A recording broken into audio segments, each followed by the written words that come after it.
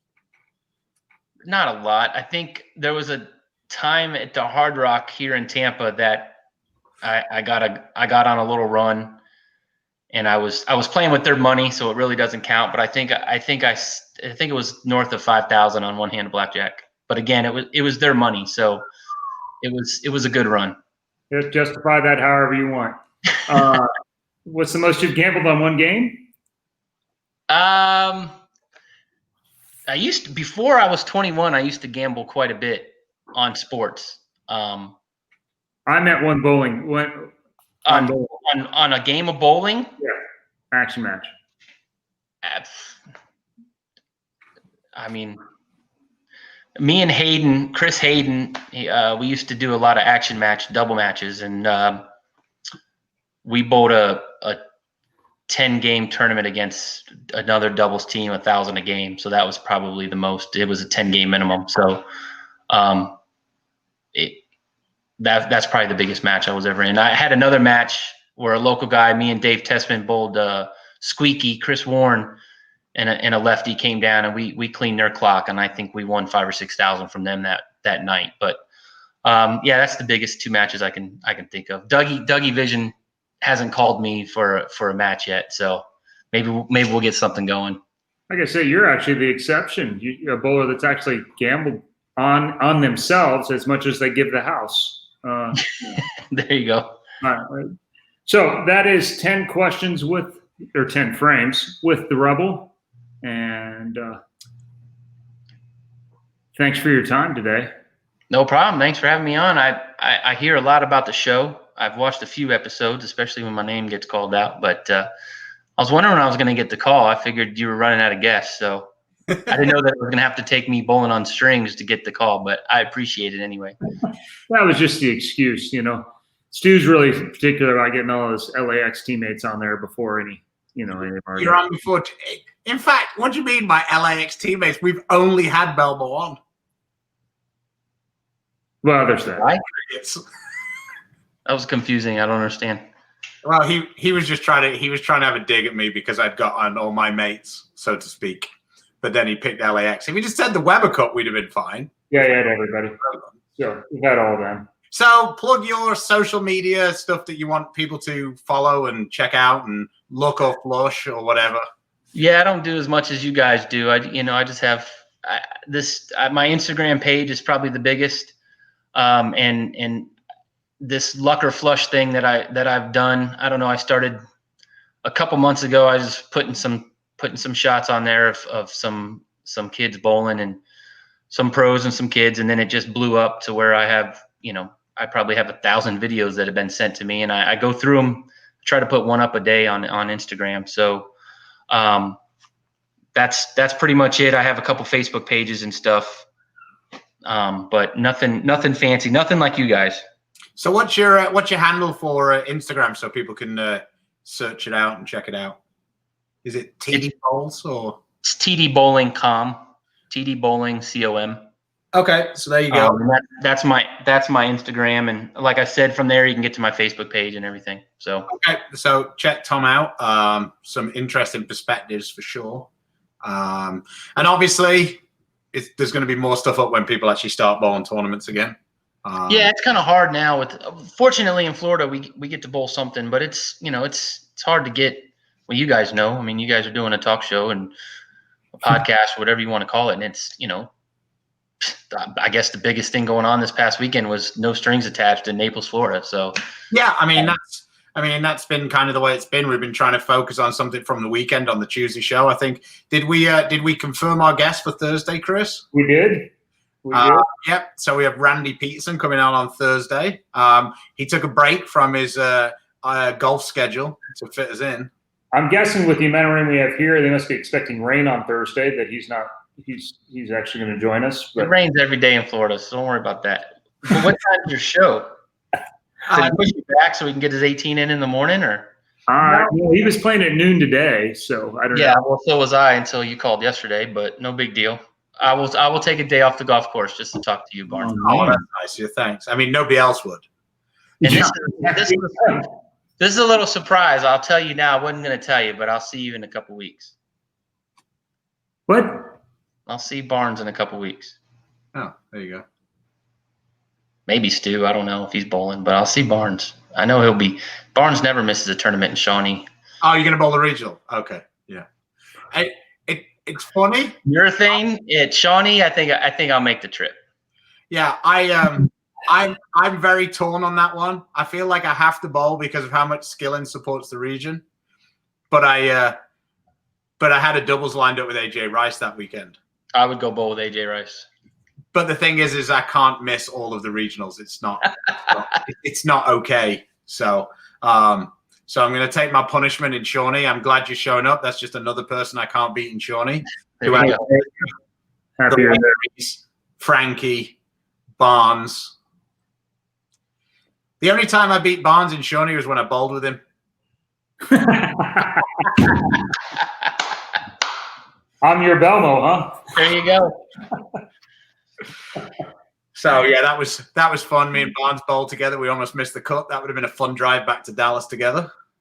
We rallied, and then we ended up in third place. We lost to, who did we lose to? AJ and Hoope. We had this plan to get AJ to trap Mitch Hoope, and we ended up trapping Chris. It was cool. Yeah, I can see that happening. I bowled 288. We didn't win, Tom. Barnes is best compliment I ever had on tour. I'll answer that question.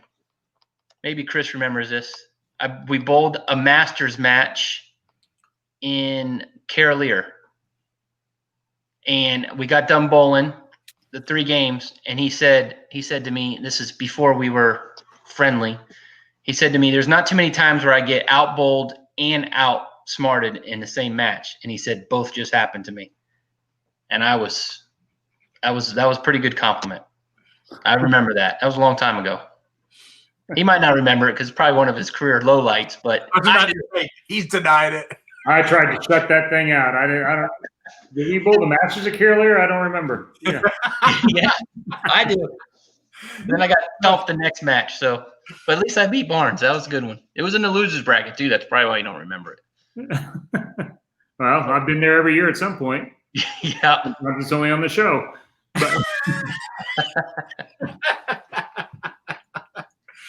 okay, well, before Chris starts to get upset about the Masters again, ruin my day. I could almost clip together a whole show about that. that should be a highlight film for sure. You should just come up with Stu. You should just come up with all the names he's lost to at the Masters, because that would be an interesting list. I think your fans would like to see it. Well, the problem is he hasn't lost to me, so that's a bit that. Well, you could just put together all the TV shows. Some of those are more interesting than the Masters. Yeah, that's true. But listen, you've won your fair share of TV shows. You've won your fair share of TV shows. That Masters is a little elusive. Well, it's not that I lose so many matches. No, because you can only lose 2 a year. Yeah. Well, I've had 3 different tournaments where I have a total of 3 losses between them. That's always a nice kick in the pills when you beat the guy in the best of 3 match, and then you play him on the final. He beats you in 1 game, and you've lost. 1 game, you're out. I won 3 games 3 times and lost 1 game the next time, all 3 times. But he's not bitter about it, Stu. Don't worry. Not at all. Not at all. They only shot 8-10 at me. It wasn't that big a deal. The Masters, they're walled. No comment. All right. Well, we can keep stretching this out, but I think we should let Tom out, see if we can find a way. We probably should. Once again, we had our sponsors scrolling across the bottom. We'll put them up there. But when you get a chance, please support them. Support bowling, support small businesses. Stay safe, stay healthy. Check out Barnzy. Are you on Tuesday action? Tuesday action, yes. We will be on in a couple hours here. Actually, we'll be showing, about 1 o'clock. We'll have Tuesday action on the Marshall Home 37-foot pattern today. So, I'm bowling that in league. Huh? I'm getting my ass kicked at 4:30 Central on the Rotogrip page. I'm bowling against Stephanie Johnson. She's at Plano. I'm at Mel's. I'm probably going to miss in the first frame and lose. Probably. But no part of her. You Not at Plano. No. Sorry, what's that? You want no part of her there. That's I've Not at got Plano. more chance of beating her if I'm not at Plano. Because the one time I went there, it didn't end so good for me there. So at least I can control my own environment. So you never know. And I've got twister pins on my side, so fingers crossed. very good. Hey, good luck. Well, I'm we'll going to see. go at plus 160. The thing is it can't be more embarrassing than shooting 480 and getting beat by like 100 to Cortez when he kept changing ball every game. Chris is wishing me good luck. This is the most insincere comment of the day. Yeah. So we'll see. I'm sure it'll be fun. Like I say, I've got no problem being the butt of the joke. So let's. Well, you're the underdog. Let's be fair about that. And so you are going to need all the luck you can get. It's going to be a Miracle on Ice Part 2. TD, thanks for joining us. No problem. Yeah, Thanks for having me. the PBA League, whenever that happens. I guess I'll see you 2 weeks from now. I'm not looking forward to seeing that as much, but Hope we're on the same pair. tell Dougie to show up, and then There you go. we're gonna. Maybe we can get Dougie to come to Shawnee. Dougie comes to Shawnee. We can put some matches on right there. Boom. You know, Skillins would love that. Absolutely. You keep the place open and runs a joint. We can bowl there all night. All night. There you go. Might be the one time where I can make some money in Shawnee. I know who I'm not going to bowl. All right, guys. All right, guys. Thanks. You got anything else, Tom? No, that's it. I got a tea time. I got to get out of here. All right. Say All right, guys. See ya.